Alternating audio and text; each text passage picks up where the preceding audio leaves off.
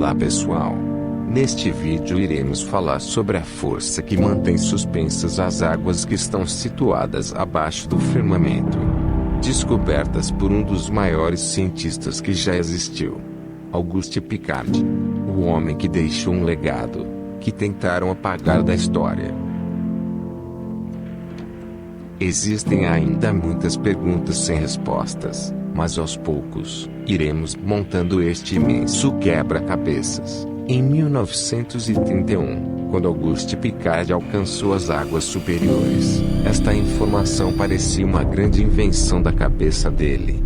Mas algo que chamou muito a atenção foi o desconforto da grande elite, chegando a proibir Piccard de continuar realizando seus voos em grandes altitudes.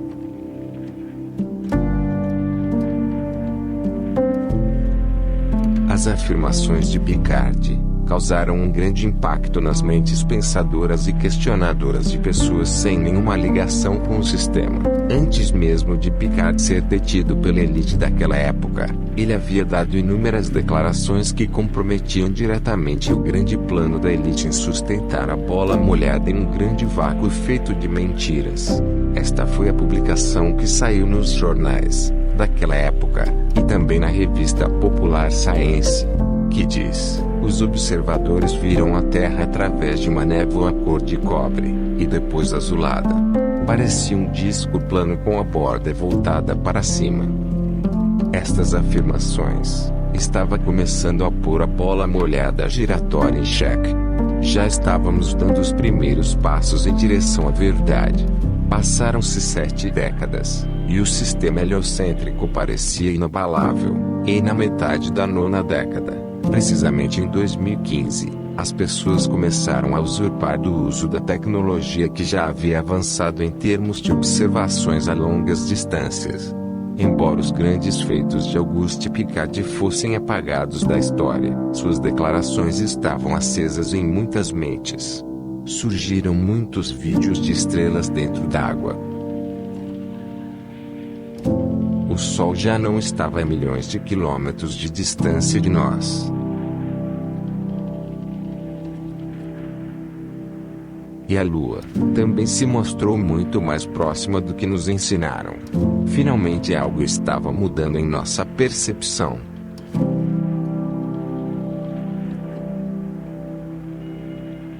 Estávamos descobrindo uma nova Terra, uma Terra plana e estacionária, que se encontrava mergulhada dentro de um imenso oceano primordial. Era o início do nascimento do maior movimento terraplanista da história.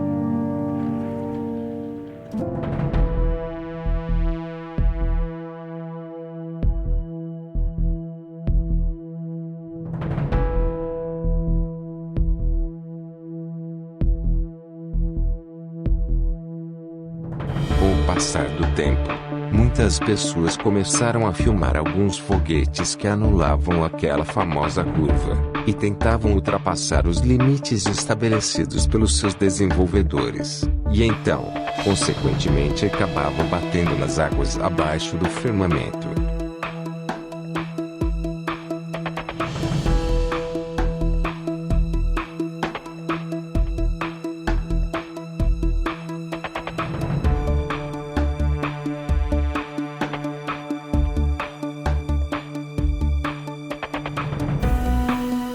Câmeras de segurança espalhadas por todos os lados também começaram a capturar imagens de outros foguetes que arrastavam-se na superfície inferior dessas águas.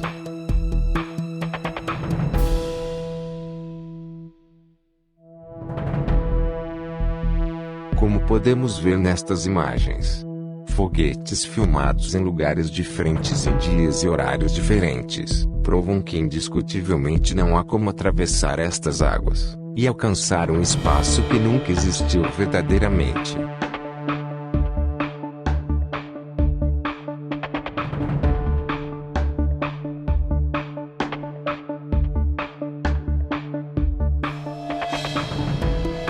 Quando nos é dito que o céu é o limite, podemos descrever esta frase no sentido literal, e não como uma conotação, como um termo usado no sentido figurado.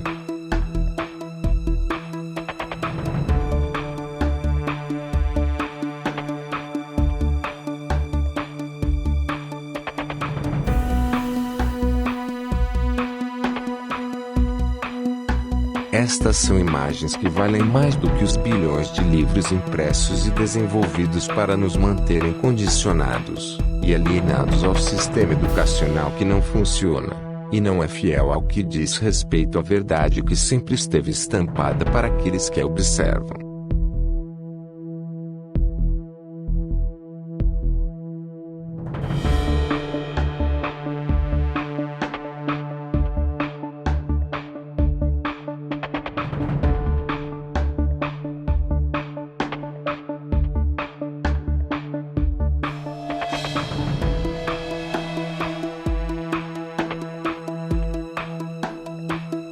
Um sistema que tenta explicar como funciona a Terra e o céu, de maneira que possamos ser enquadrados na posição de uma simples ameba, seres insignificantes que não passam de uma simples obra do acaso, e criado por um simples acidente, que culminou em uma explosão sem sentido.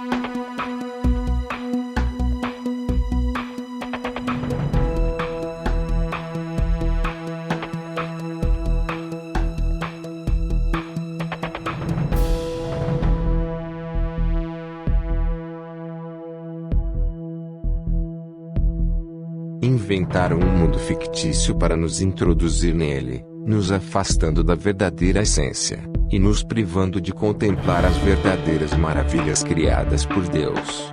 Arrancaram a espiritualidade de nós, nos reduzindo e nos transformando em algo primitivo.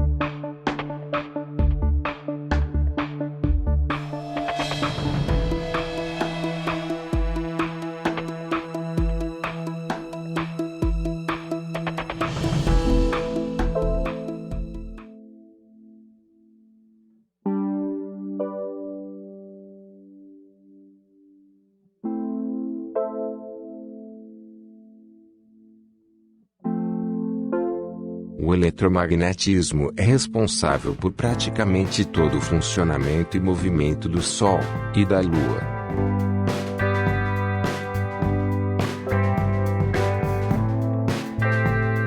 Assim também como das estrelas que giram em um vórtice juntamente com as águas acima de nossas cabeças.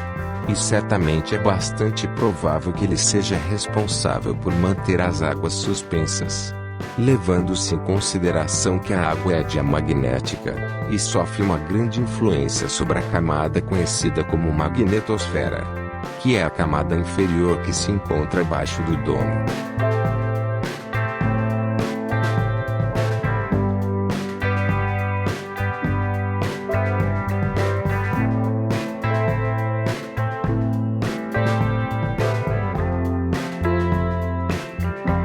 Existem muitos experimentos que provam que a água se repele quando aproximamos um imã, e este aqui é um deles, onde temos um ímã com um campo magnético de alto valor e uma peça de vidro contendo água em forma de alterno, pendurada por um fio fino de nylon preso a um suporte.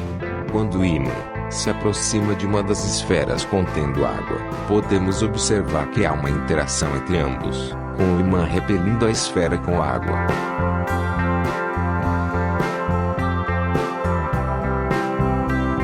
Portanto, a água não é inércia um campo magnético. Quando sujeitas a um forte campo magnético, as moléculas de água reagem e criam um campo no sentido de repelir o ímã.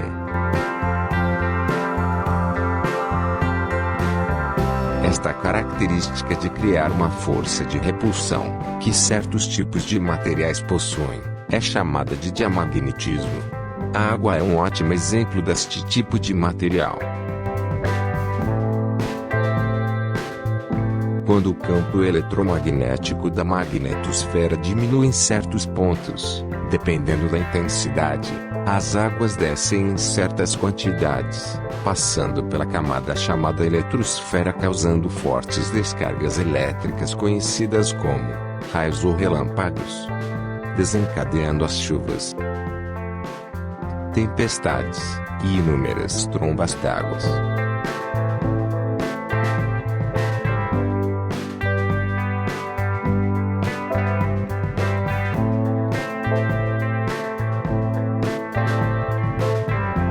O eletromagnetismo é de suma importância para a nossa Terra. sendo uma força invisível muito útil para um funcionamento em harmonia perfeita com os movimentos dos astros e, de certa forma, servindo de barreira para as águas que estão abaixo do firmamento.